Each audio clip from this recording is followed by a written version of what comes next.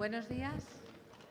Vamos a dar comienzo a las jornadas que hemos desarrollado en torno a las memorias, derechos humanos y ciudadanías de la transición al 15M.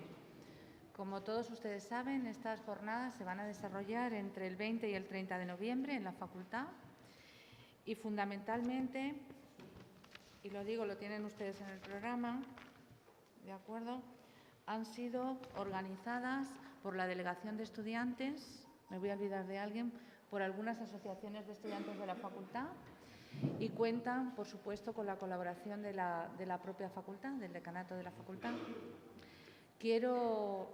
Sirvan estas palabras para darles a todos ustedes la bienvenida. Muchos de ustedes son estudiantes en esta facultad, otros no.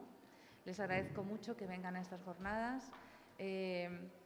Realmente nosotros llevábamos tiempo pensando en la oportunidad de hacer unas jornadas en torno a la memoria histórica, pero queríamos hacerlas también, diríamos, no en torno a una revisión del pasado, sino fundamentalmente en torno a una construcción hacia el futuro. Por eso, realmente, las jornadas en torno a la memoria vinculan estas con los derechos humanos y con la construcción de ciudadanía.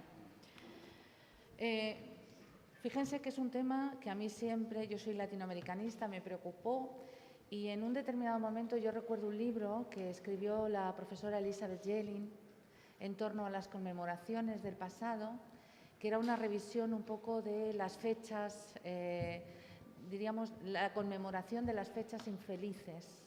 Yo trabajaba en esos momentos mi tesis doctoral, que la hice, diríamos, sobre el gobierno de Salvador Allende, que es derrocado por un golpe militar el 11 de septiembre de 1973. Y recuerdo un capítulo de ese texto, ¿no?, de cómo se construía la memoria.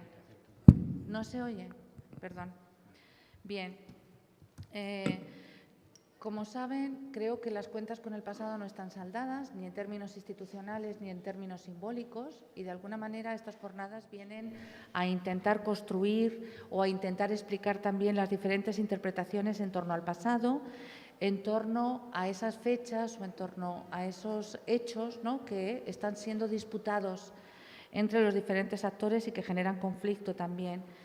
La memoria social se construye y se establece a través de estas marcas, de estas fechas, y de alguna manera muchas veces se instalan como rituales, marcos materiales en lugares públicos que tienen también un fuerte papel simbólico. Nosotros, y yo lo planteaba de esa manera, queremos recordar, queremos plantear la memoria y queremos construir en torno a ella, ¿de acuerdo?, un proceso de reflexión no solo académica, sino también de reflexión política.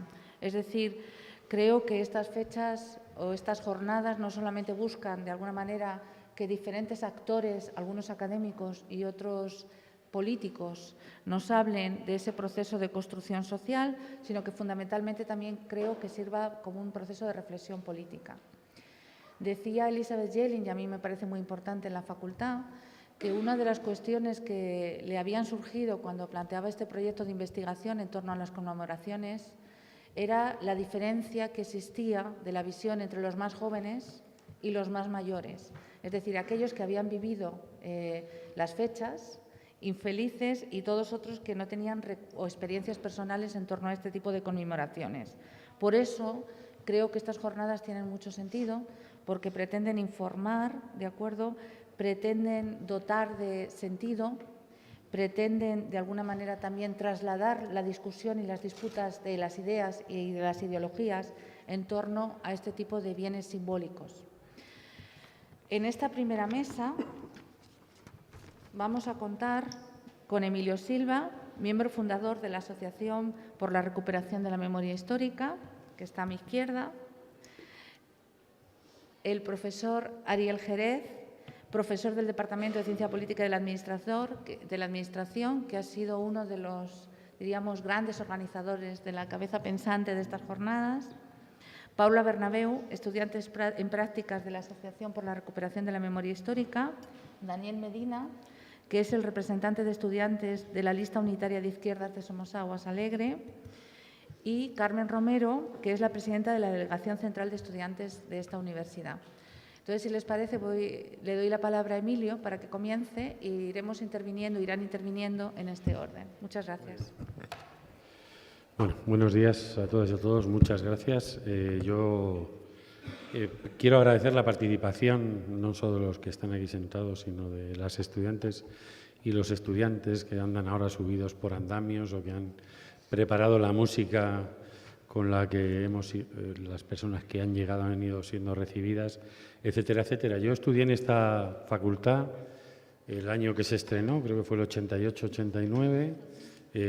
Yo hacía sociología política y bueno, recuerdo cuando venía para aquí estaba pensando en dos frases de uno de mis profesores que a muchos de mis compañeras y de mis compañeros nos dio una especie de vuelco en el cerebro, que fue Jesús Ibáñez, ¿no?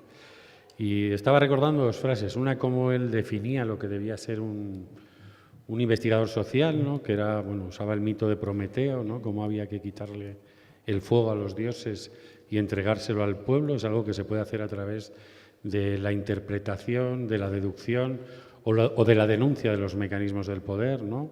Y la otra tiene que ver con que él hablaba de que una revolución es una gran conversación, ¿no? Él decía que una revolución es una gran conversación donde se extrae el yo de las garras del beneficio, ¿no? Entonces, lo que ha ocurrido en los últimos años, o está ocurriendo, en el fondo era una conversación pendiente, ¿no? Aquí, bueno, pues muere Franco, un día como hoy, un 20 de noviembre del año 75, se hace una convulsa transición donde, bueno, pues hay mucho miedo, mucha violencia, y hay un sector de la sociedad que de alguna manera considera que ya habíamos llegado a un lugar que era suficiente, ¿no?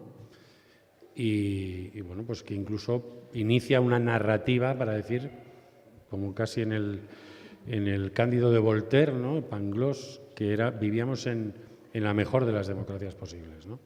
Y que tenemos que exportar este modelo a todo el mundo porque realmente ha sido muy útil, ¿no?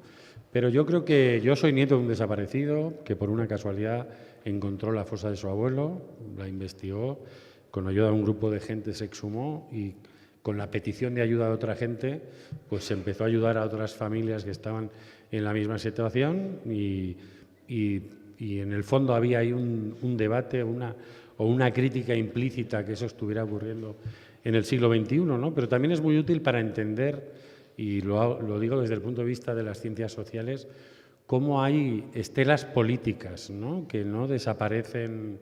Quiero decir, bueno, pues un día vimos a Arias Navarro diciendo Franco ha muerto, incluso en la Audiencia Nacional hubo una investigación en el año 2008 donde se pidió el acta de defunción de Franco, ¿no? Y la derecha, algunos medios conservadores hicieron muchos chistes diciendo ya sabíamos que Franco estaba muerto, pero lo que no hemos encontrado quizás es el acta de defunción del franquismo, porque las estructuras materiales o inmateriales tienen una supervivencia mucho mayor, ¿no? Y hasta dónde, quiero decir, ahí hay un fenómeno casi de inercia donde las élites que tenían el poder entonces lo han seguido teniendo después, y ahí hay todo un terreno, ¿no? Donde mirar, donde investigar, donde interpretar esta sociedad, ¿no? Que va mucho más allá de cómo vemos ahora cómo se ha reavivado la presencia pública de una extrema derecha que ya estaba aquí, que ha estado en estos 43 años desde la muerte de Franco, seguía entre nosotros, pero digamos que los conflictos sociales o políticos no le hacían o hacía que ellos no consideraran necesario activarse, digamos, públicamente, ¿no? Bueno, pues, ese partido que se ha presentado hace un mes y medio en Vistalegre, que había allí miles de personas, pues esos miles de militantes no nacieron unos días antes de la presentación, ¿no? Llevan entre nosotros operando social y políticamente desde el 75, ¿no? Entonces, esta reflexión en una sociedad que tiene muy poca formación en derechos humanos, ¿no? Muchas universidades españolas, uno puede ser licenciado en Derecho y no haber leído la Declaración de los Derechos Humanos.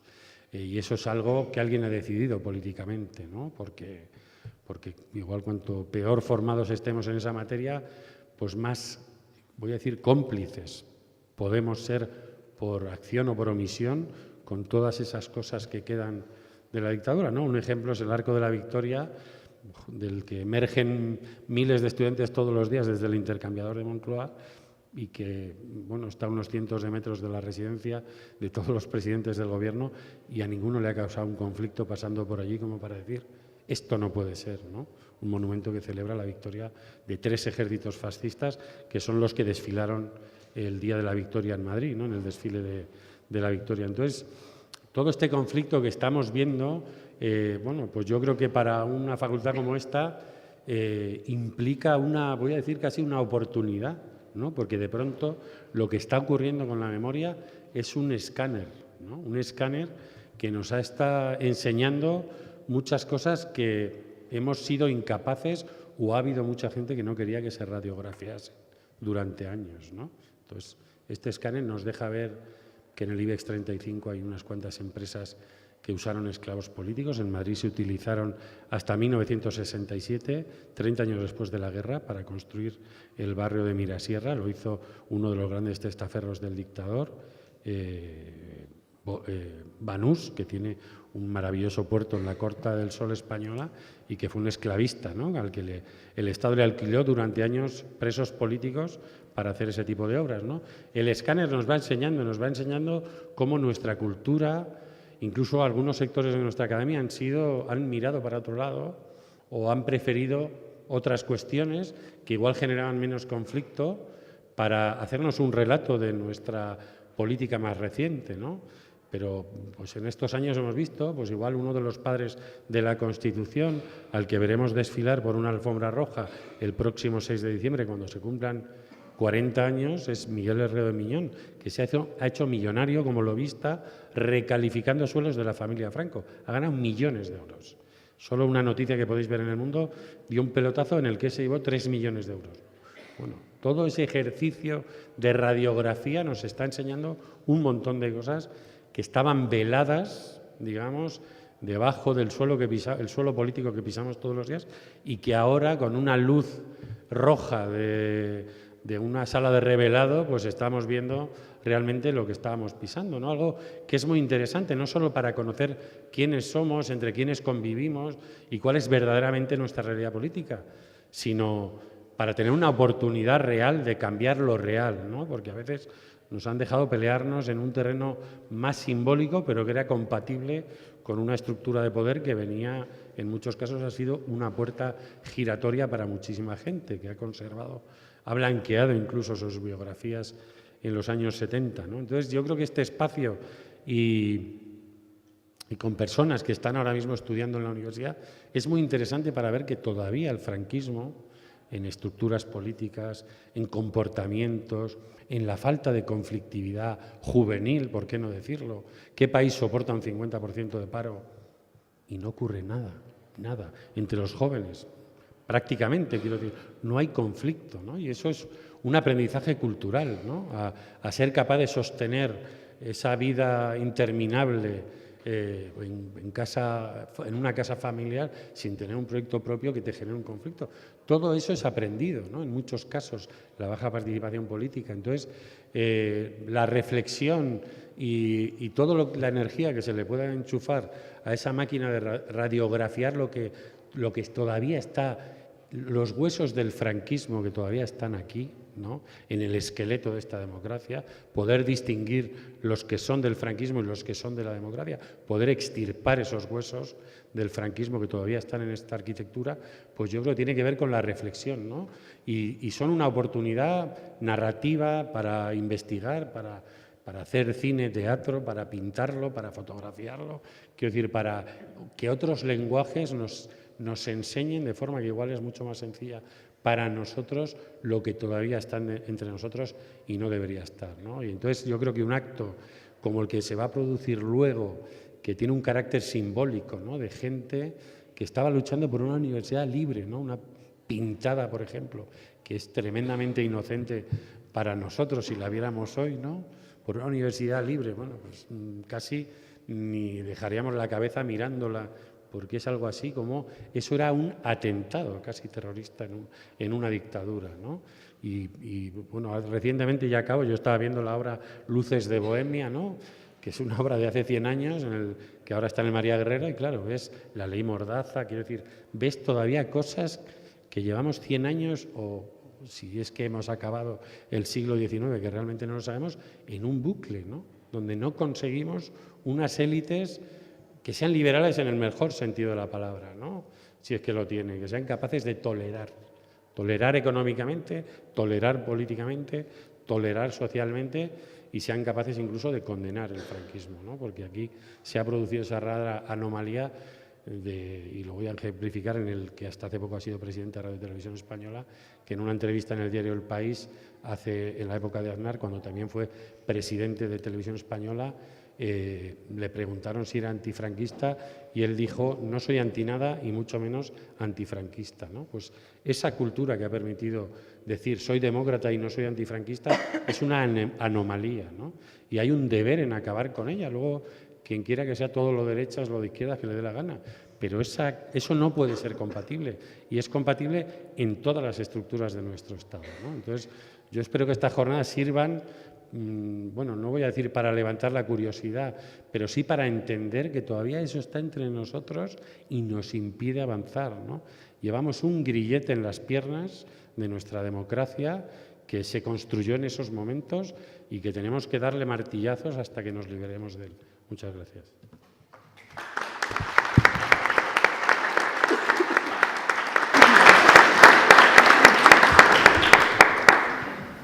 Bueno, pues yo empiezo con unos mínimos agradecimientos ineludibles a Cero de Renato, que por primera vez nos apoya en unas jornadas de este tipo, y encima de Cana parece que nos ha prometido explicar un poco a ver cómo avanzamos en generar proyectos y asignaturas con estos contenidos.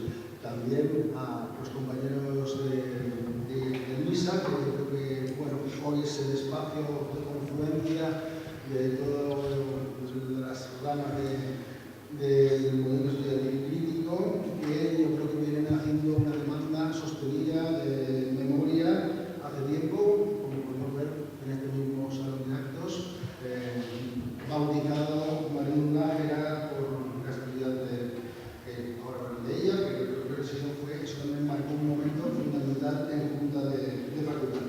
Y también a la propia ADMH, que yo creo que llevamos 10 años de colaboración, que empezamos a jornada por el año 2008 y muchos otros más, pero me refiero a la estrictamente académica hace 10 años, y digamos, creo que también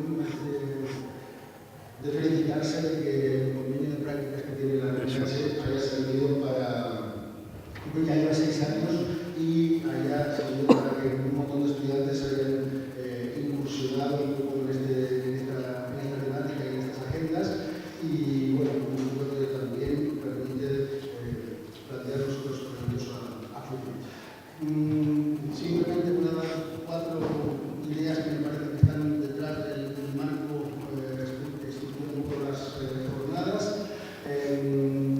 donde pues yo creo que un 20N, ¿no? Una fecha de necropolítica dura, como es, digamos, un régimen que llegó a calcular la muerte del dictador para poder solaparla a la de otro referente ideológico y cerrarlos en el Valle de los Caídos, como bien nos explicará ahora Paco, es parte de un dispositivo muy específico, muy programado, y que es en buena medida parte del atado y bien atado que nos planteó la dictadura. Es decir, es el dispositivo que ha mantenido una política en buena medida de miedo, y que, a pesar de que en la academia tenemos dificultad de hablar y de ponderar si ha habido o no pacto de silencio, claramente el Valle era uno de los dispositivos que ha trabajado en esa dirección.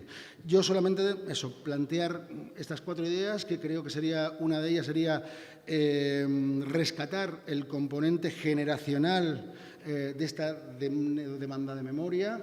Así, primero fue la generación de los nietos los que impulsan un movimiento social que mete esta demanda en la esfera pública.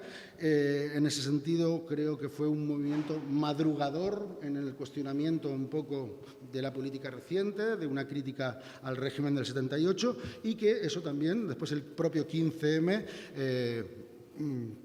cogió este testigo y yo creo que también en buena medida promovió otra renovación generacional que ya creo que se puede incluso constatar en el propio sistema de partidos, donde los liderazgos partidarios han rejuvenecido 20 años en los últimos años, y que claramente esto implica también una nueva postura sobre el propio franquismo, que donde cuando se pregunta directamente por el franquismo, hasta la propia derecha se tiene que, digamos, reacomodar ahí. Después empezamos en todo caso, a hablar de otras cuestiones en relación a las banderas, pero por el franquismo nadie se puede situar hoy a favor. En ese sentido, esta demanda generacional yo creo que lo que reclama básicamente es terminar de cubrir la normalización europea también en este aspecto, que es una de las cuestiones que evidentemente en todo nuestro horizonte europeísta de modernización de los últimos años, este era un tema que había quedado sin lugar a duda por fuera. En ese sentido, pues bueno, yo creo que también otro tema un poco a rescatar es cómo generar esta revisión de un pasado reciente, tanto del momento traumático que hubo en la dictadura como el momento de silencio y olvido que hubo en la transición, en un espacio como la propia facultad, que es, en última instancia, también un espacio donde ha salido el propio discurso de la democracia ejemplar y que, en buena medida, nos toca, digamos, ponderar qué rescatar y cómo, digamos, evaluar los avances que, sin lugar a duda, ha habido en el proceso de democratización en España, pero, como bien ha apuntado Emilio, tiene rémoras y anclajes que hacen que la cosa tenga digamos, el proceso de modernización un poco tenga pues estos contenidos conservadores, retrógrados en algunos casos. Otro tercer punto que tiene que ver con esto, con nuestra agenda de memorias, derechos humanos, para entender esto como parte de una necesaria política cultural que tiene que transformar los horizontes de ciudadanía, también nos tenemos que situar en la propia coyuntura de crisis en la que estamos viviendo, donde la polarización constatable en todos los países del mundo nos obliga a preguntarnos, digamos, por estas disyuntivas de proyectos que se nos están abriendo. En ese sentido, yo creo que, bueno, la derecha empezamos a tener bueno, pues un momento, digamos, delicado, que ya empezó ahí en el propio año 94, cuando se habló de una segunda transición, que su objetivo fundamental era reclamar una España sin complejos. Yo creo que básicamente esa idea de España sin complejos es una mirada que incluso está también en el propio himno que hizo, ¿no?, creo que Marta Sánchez, la rubia, ¿no?, que ahí sin pedir perdón. Es decir, la idea de la España sin complejos tiene que ver con el sin pedir perdón, ¿vale? Bueno, yo creo que evidentemente ahí está la propia prepotencia intelectual del propio del franquismo y lo que ha heredado el conservadurismo español.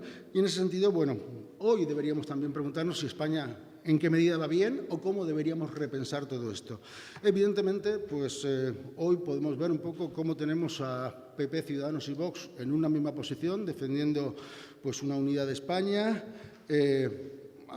para intentar hacerla grande de nuevo, hablando de las reconquistas y básicamente agitando banderas.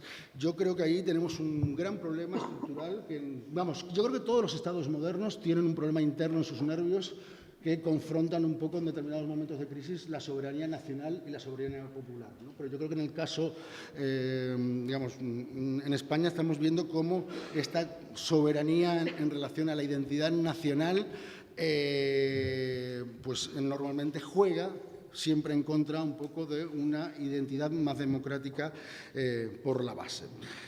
En ese sentido, yo creo que estamos empezando, por primera vez estamos en condiciones de superar la anomalía política española en términos de, pues bueno, nosotros éramos un país que vivíamos feliz sin ultraderecha, ¿vale? Como si en este país no hubiese habido ultraderecha durante tantas décadas en los últimos años. El tema es que no tenía una visibilidad partidaria específica, pero sobre todo tenía una presencia cultural. Y el último cuarto elemento a destacar sería un poco que solo nos salva la reflexión, la educación y la cultura. En ese sentido, creo que es fundamental que nosotros tenemos que, en una facultad de Ciencias Sociales, hacer un gran esfuerzo por vincularnos a las agendas de reflexión crítica que vienen promoviendo los movimientos sociales históricamente.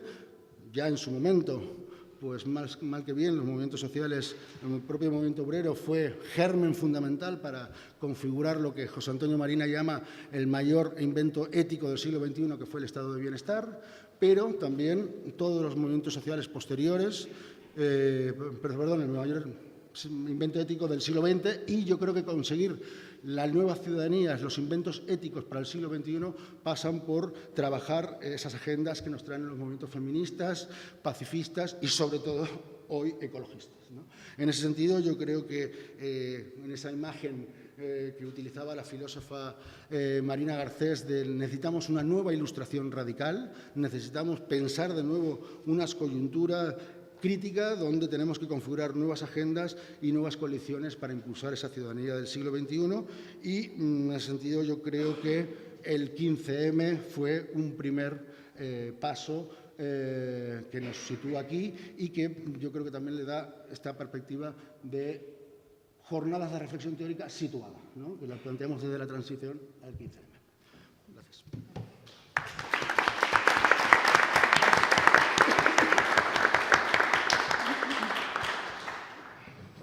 Bueno, yo como estudiante en prácticas en la RMH quería un poco resaltar la importancia de jornadas como estas a raíz, un poco o a través de mi experiencia con la asociación. Y es que, ¿escuchan? Más abajo.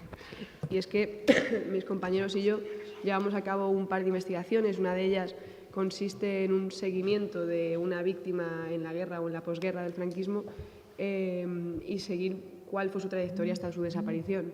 Y en este camino, aparte de toparnos con la historia de esta persona, nos terminamos topando con la historia de sus familiares, de sus amigos o de sus compañeros. Y viendo esto, terminamos viendo denuncias, perfiles que se elaboraban sobre ellos, sentencias. Y en estos perfiles, por ejemplo, te encuentras acusaciones como ser insultador de personas de derecha, ser adicto a la causa marxista o, en el caso de las mujeres, incluso simplemente salir a la calle con el mono. Y acusaciones como estas, acompañadas de denuncias, en muchos casos que luego no iban acompañadas de pruebas, se traducían en condenas o bien de muchos años de cárcel o bien condenas de muerte, que a día de hoy no se condenan debidamente ni se ha construido un relato común a través del cual se condenen abiertamente. Y ya volviendo un poco al presente, también participamos en una exhumación, terminó siendo una prospección, en un pueblo en el cual mis compañeros y yo, nuestro trabajo era acompañar a la mujer que había movido un poco esta exhumación, entrevistarla y seguir su recorrido por el pueblo. Y en este trabajo al final veíamos cómo ella preguntaba a la gente del pueblo por sus familiares desaparecidos o por la gente a la que se estaba buscando en ese momento y cómo la respuesta de la gente del pueblo solía ser o bien vaga o ambigua o en algunos casos incluso era bastante condescendiente. Y creo que esto ilustra muy bien por qué sigue existiendo a día de hoy en una sociedad en la que se supone que hay una libertad de expresión que nos permitiría criticar y hablar de esto abiertamente, cómo sigue existiendo un silencio prácticamente impuesto o residual para el que creo que estas jornadas, por ejemplo, desde la juventud es bueno trabajar. Desde aquí podemos construir ese relato común que nos falta y además, como probablemente somos en parte una de las últimas generaciones que van a poder escuchar estos testimonios de primera mano, creo que esto nos permite crear un espacio en el que podemos trabajar juntos y generar una serie de estrategias para no permitir que prevalezca ese olvido, sino construir una memoria conjunta y de todos.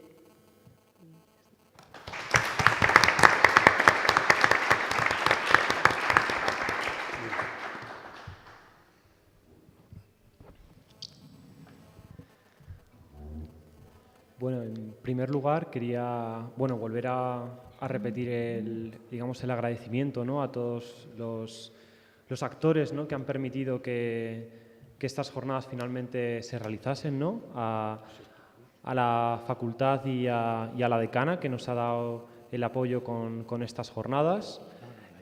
También a Ariel y a los profesores que han estado involucrados en la organización. Y también especialmente a todas aquellas estudiantes, ¿no?, que tanto desde la Delegación Central como desde Luisa, como desde muchos espacios, han estado apoyando y han estado ayudando para que estas jornadas sean posibles.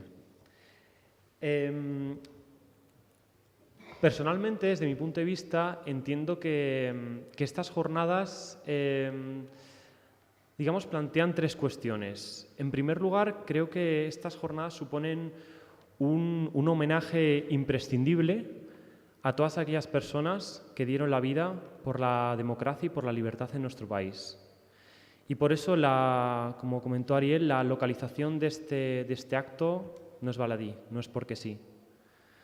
Marilyn Nájera fue brutalmente asesinada por el franquismo cuando asistía a un funeral de otro compañero también asesinado.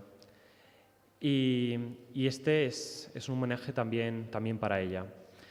En segundo lugar, estas jornadas suponen también un reconocimiento y a veces incluso un conocimiento simplemente de todas aquellas personas que ya después del franquismo han estado luchando con un montón de esfuerzo y trabajo por la justicia, por la verdad y por la reparación de las víctimas del franquismo. Y muchas personas, como las personas de la RMH, de la Asociación para la Recuperación de la Memoria Histórica, como la Comuna de Presos, o muchísimas más otras organizaciones y movimientos sociales que llevan años y años en este esfuerzo y en este trabajo y en esta lucha titánica contra el olvido. Y en tercer lugar, sí que creo que estas jornadas deben ser una llamada a la juventud a construir un compromiso radical con nuestro pasado, con nuestro presente y con nuestro futuro. Un compromiso radical tanto desde lo académico, desde lo profesional, como desde lo militante. A la juventud se nos ha negado el derecho a la memoria.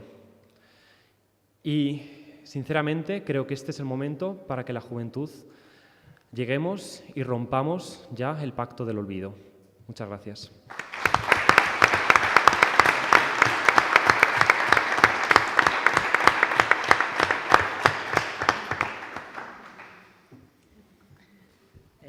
Bueno, pues me he emocionado un poco con las palabras de Dani. En primer lugar, quería agradecer también, sumarme a los agradecimientos de todos mis compañeros y compañeras a la Asociación por la Recuperación de la Memoria Histórica, a Luisa, al decanato y bueno, a los profesores y estudiantes que están hoy aquí acompañándonos. Cuando Dani nos presentó este proyecto en la Delegación de Estudiantes, nosotros tuvimos bastante claro que era una iniciativa que había que apoyar y me gustaría empezar haciendo un poco de memoria de lo que hemos sido históricamente los estudiantes universitarios. Muy poca gente sabe que el sábado pasado fue 17 de noviembre y el 17 de noviembre es el Día Internacional del Estudiante. Y aún menos gente sabe por qué el 17 de noviembre es el Día Internacional del Estudiante. Bueno, pues yo os lo voy a contar muy brevemente. En 1939 empieza a tener lugar la ocupación nazi en Praga. Y bueno, pues los nazis a su llegada a Praga se encuentran con una serie de movilizaciones de estudiantes que evidentemente pues, no querían ver cómo ocupaban su ciudad. Durante esas movilizaciones muere un estudiante de medicina. Y bueno, pues el resto de estudiantes organizan el 15 de noviembre una manifestación hacia su funeral. Esa manifestación se convierte en un símbolo de la lucha de los estudiantes en ese momento contra la ocupación nazi.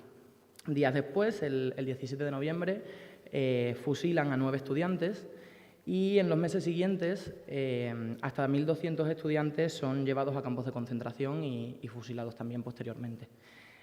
Yo creo que al final esto es otra muestra, ¿no?, del compromiso que hemos tenido históricamente los estudiantes, no solo en la universidad, sino también en otros muchos espacios, contra los movimientos fascistas y contra los movimientos que en general han sido contrarios al progreso de nuestra sociedad. yo creo que además, y ya trayéndolo un poco más a nuestra propia casa, ¿no?, a lo que es esta universidad, hacen falta más jornadas y más iniciativas como esta que nos recuerden de dónde venimos y de dónde viene el sitio donde estamos aquí hoy. Por esta universidad ha pasado gente como Clara Campoamor, como Victoria Kendo, como María Zambrano. Y también hay poca gente que lo sepa, ¿no?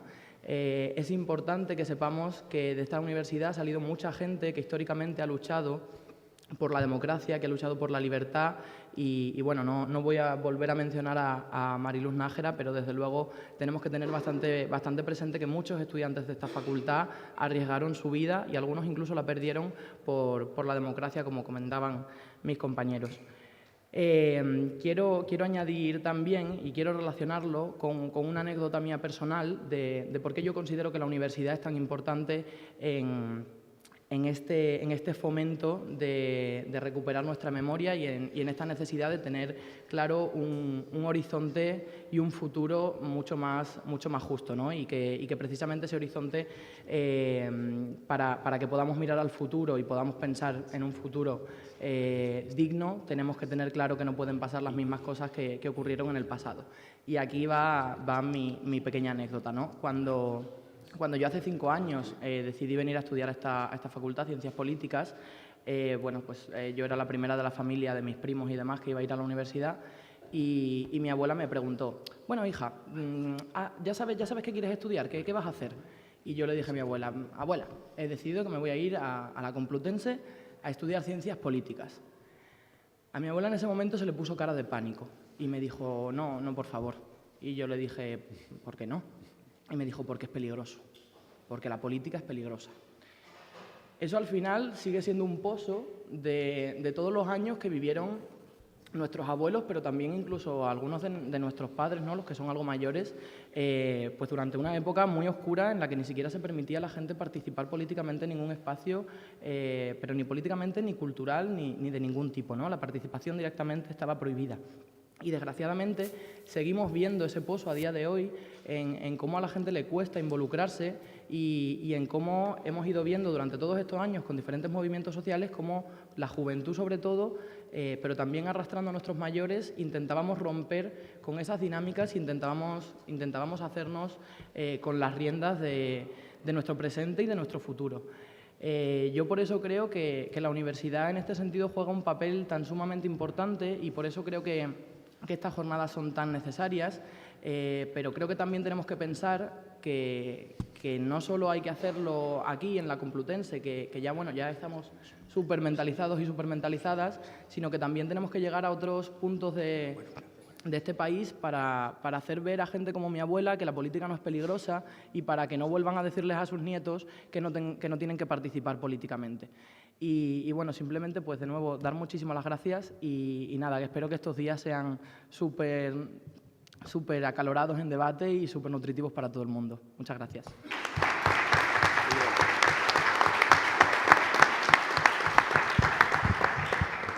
Bien, antes de finalizar esta mesa de apertura, quiero agradecer especialmente y dar la bienvenida a 2 personas que son muy importantes para nosotros esta mañana, Nicolás Sánchez Albornoz y Maruja Lamana, que están asistiendo a esta apertura de las jornadas, pero que además van a participar en la realización del mural por una universidad libre.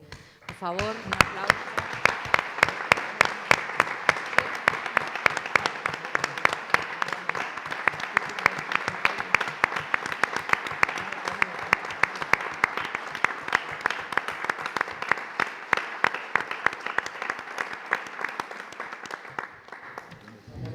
Pues muchas gracias. Vamos a comenzar la conferencia.